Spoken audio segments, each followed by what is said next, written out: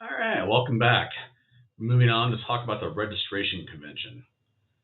So we saw provisions in the Outer Space Treaty concerning registration of space objects, and the idea that an object carried on a national space registry, the country that carried it had jurisdiction and control over that space object. But in the 1975 Registration Convention, we go a step further.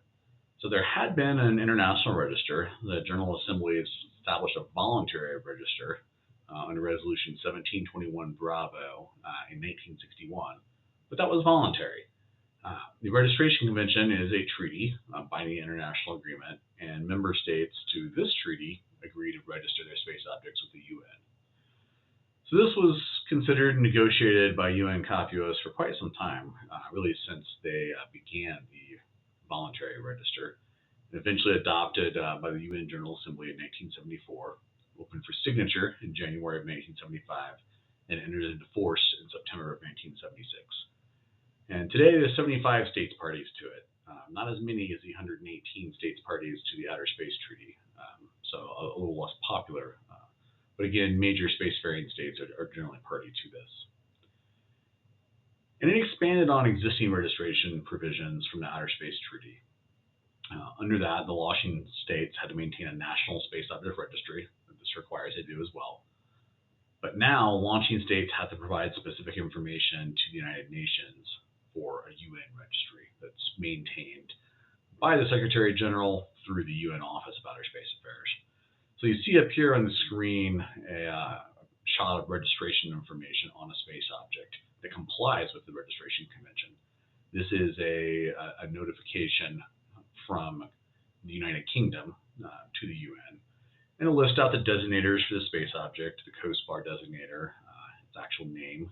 It's a medium wave infrared pathfinder satellite, does Earth observation. It has the NORAD ID number, the state of registry, includes information on the date and territory of launch, and then the basic orbital parameters that are spelled out in the Registration Convention. So because this is not a satellite going to geostationary orbit, we have the orbital parameters for something that is non-stationary. In this case, it's in low Earth orbit with an apogee of 536 kilometers, a perigee of 517, an inclination of 97.51 degrees, and a nodal period of 95.17 minutes. All of which help other states understand where this thing is in space so that they can plan their own future space activities to avoid it. And the information on the general function of the space object, it's an Earth observation mission, and it's medium wavelength infrared imagery for commercial use. So that's an example of the specified information required by the Registration Convention to be supplied to the UN. Now you'll note some additional information here too, and you'll note that this was actually launched from Vandenberg Space Force Base in the United States of America, which could make America a launching state. Because again, 4 ways to be a launching state, same in this treaty as in the Liability Convention.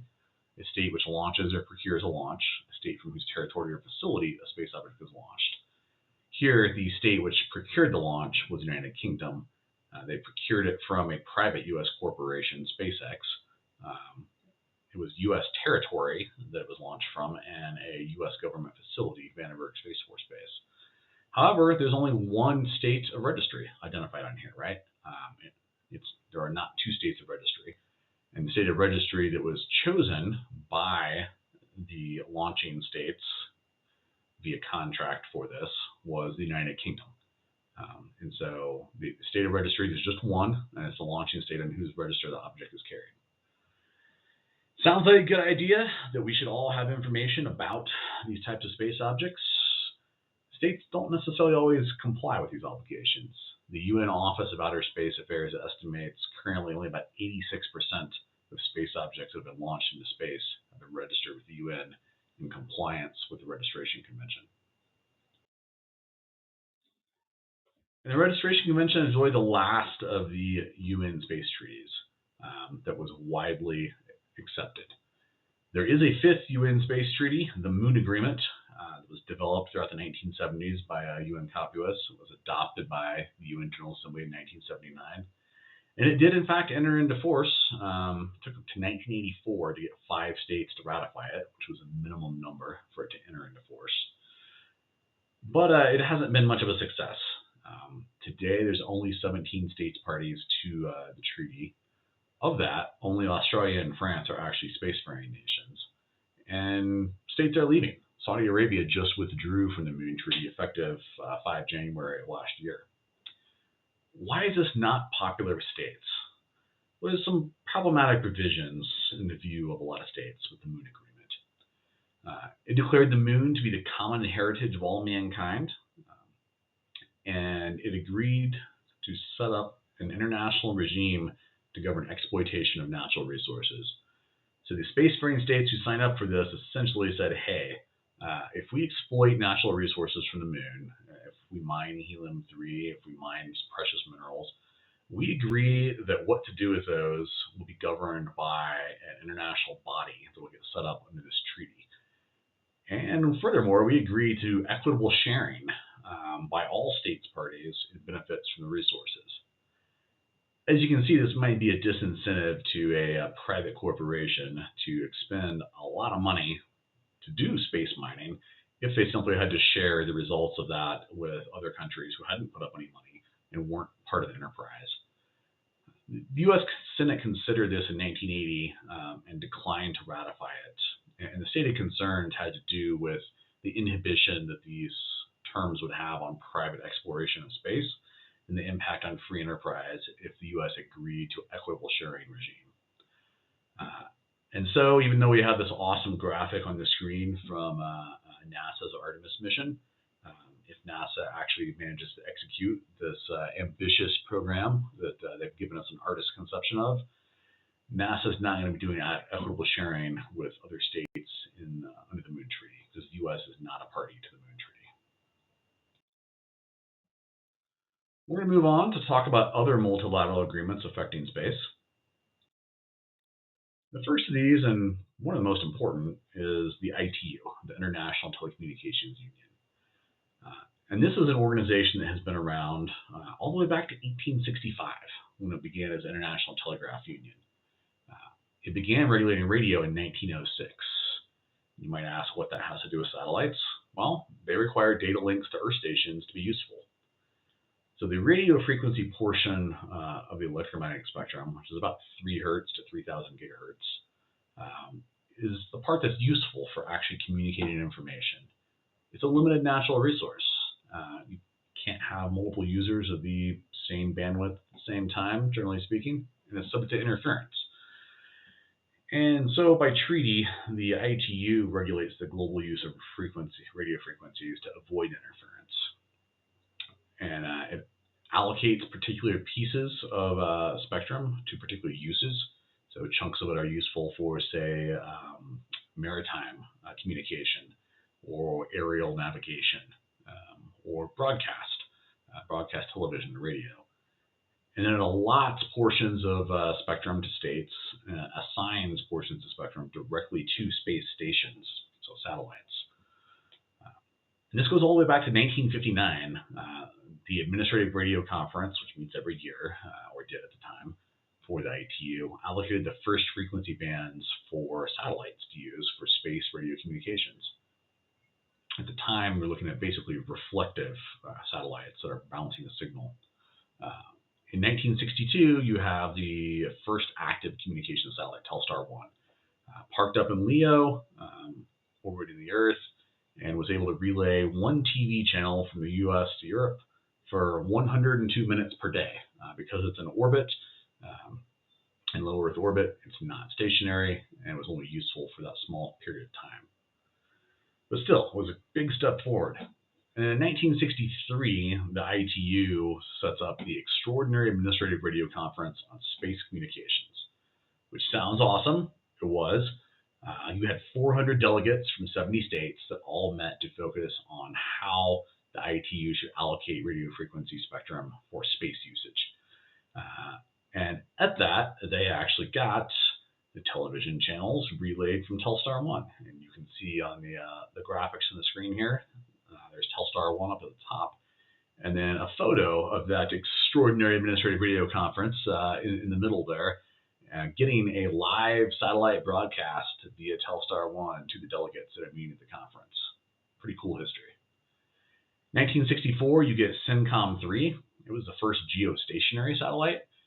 And so it was sitting at 180 degrees longitude over the equator. And in that position, it was able to provide 24/7 relay of communication signals from the US to Asia. Of course, geostationary slots are very popular because they're very useful. So beginning in 1971, as part of its mandate to set up frequency assignments that avoid harmful interference, the ITU began assigning actual orbital slots by longitude to assist in limiting interference. And since 1971, the ITU has been in that business. We'll talk more about that in later classes. The number of space-specific multilateral agreements out there. So 1971-73, the Western Bloc of states in the Cold War, led by the US and the UK, formed the International Telecommunications Satellite Organization, known as Intelsat at the time. It operated successfully with many member states providing SATCOM service all over the world. In 2001, the actual operating company spun off and became privatized. And Intelsat SA is now a privatized company based out of Luxembourg that operates satellites.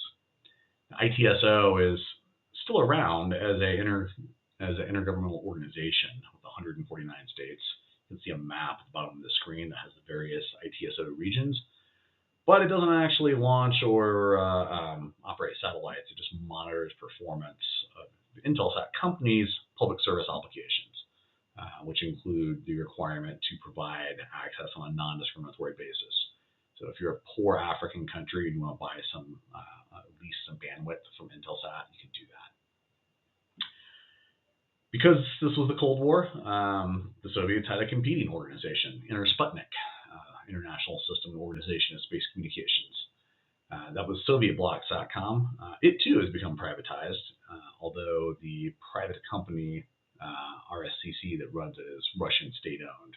So in reality, it's still the Russian state, but much less successful over the years than Intelsat.